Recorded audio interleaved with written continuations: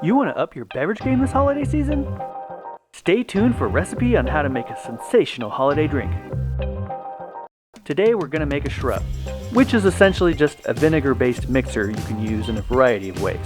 Start with some cranberries, rosemary, and some sugar. Blend it well. Add it to a mason jar. Next, add some apple cider vinegar.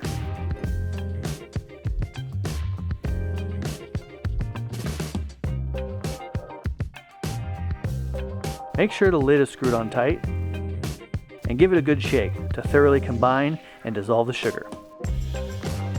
I'm going to write a date on this because we're going to let it sit at room temperature for about 7 days.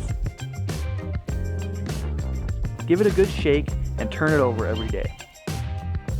If you're in a hurry, you can simmer this on the stove for about 30 minutes and then cool to room temperature, but it won't be as good in my opinion. Strain it into a bowl and allow it time to drain on its own. Don't force it. Then back to a container of your choice. You can use it right away or store in the fridge indefinitely. I mean, it's mostly vinegar, so it will keep virtually forever, though you'll probably drink it before eternity is over because it's so delicious. Pair it with some soda water